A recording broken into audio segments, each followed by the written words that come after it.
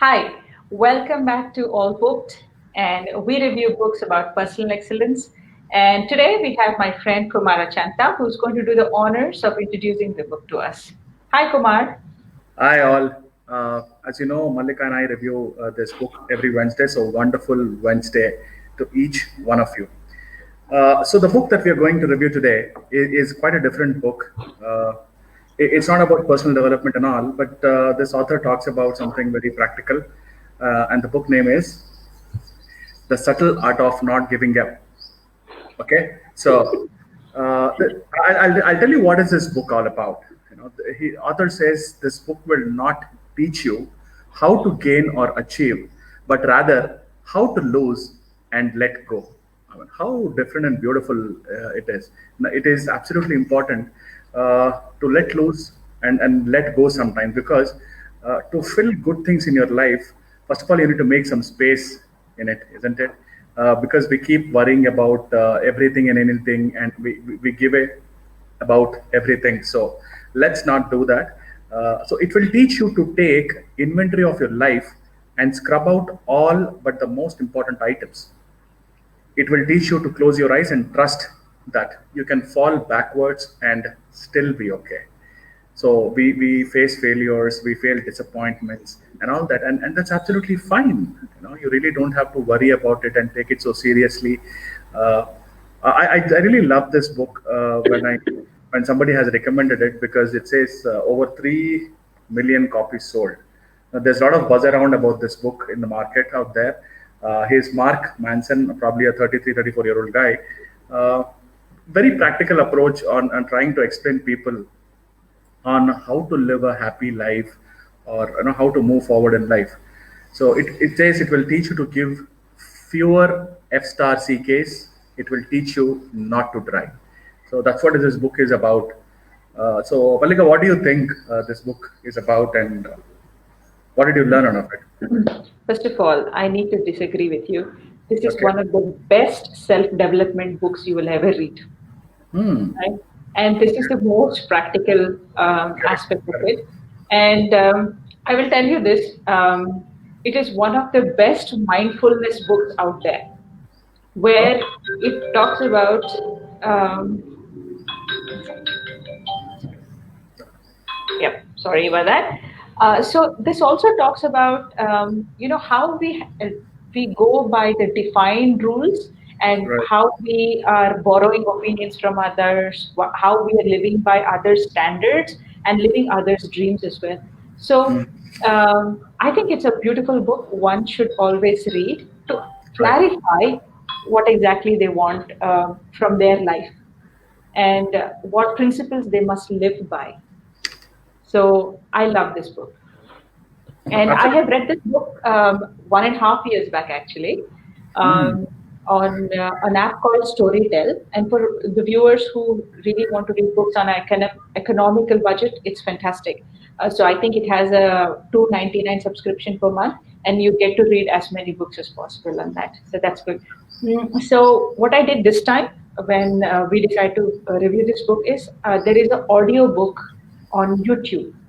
So it's free of cost. It's about 5 hours, 40 minutes. I think you can read it while or you can listen to it when you're driving or doing some chores. Fantastic. So it is available out there. You don't have to buy the book, but it's always good to have. Hmm. Yeah. So what's your first hack? What is your first learning or takeaway from this book, Kumar? I would say the first takeaway is when we stop worrying about or giving importance to too many things in life, and we give space to really think about the right things or the most important things. That's what is my first takeaway in this book. And it's, as you said, yes, this book is really different, and it made us really uh, uh, think on so many aspects of how we live our life. So this is my first hack: stop giving too many. Okay, so that's important. Yeah, I think my first take, and something which totally resonates with me. I'm a life coach. When people come to me about, happiness, I want success, I want. So I help them understand that. For my first question is define happiness for you, Mm. and define success for you, right? And Kumar's definition of success may not be my definition of success, right? In this True. book, Mark has given so many examples of people who live the off-beaten path and still are happy. So you do not have to follow the herd. First and foremost is to understand what is that ignites the spark in you, what fires you up, and then once you find that up, give all the F's for it only and nothing else. So that's the whole deal about this book. Absolutely. Yeah. Yeah. Okay, So what's your next one? I would say the next one is, just give me a minute here. I just marked the book so that I don't miss. Okay, it Oh, says and yeah, uh, I made this because I I did an audiobook. uh, So fantastic. yeah, All right. So the author says problems are never going to stop. Either it's going to get exchanged or upgraded. yeah, So when once I read this statement, I could remember my favorite speaker, Leslie Brown, when he says, "There is no problem-free moment in life. You just solve one problem and you're heading towards another one." So author explains here, says happiness comes to you in solving problems. So happiness does not mean not having problems in the first place. yeah, Happiness, the secret sauce in solving of the problems, not in having problems in the first place. So it says happiness is therefore a form of action.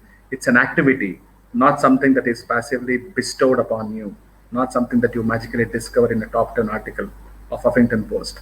So enjoy solving problems. That's the true happiness. Wow. That's beautifully absolutely. explained. And I think as human beings, we are naturally wired to evolve, right? That dissatisfaction is part of our DNA. Only when that happens, we want to explore something better, something more. And thanks to that, we are here living a king's life. So, my takeaway is that pain is good. There's nothing you have to shun it. If you actually look back at your life, the biggest breakthroughs you ever had, the biggest turnarounds you ever had is probably because of that pain. True. Because somebody or something has pushed you out of that comfort zone, and only then you could actually move to the next level. So, pain is good. So, don't fear that and don't shun away from it, right? So, that gives you the courage to stand up, go through the struggle, and come out victorious. Yes, absolutely.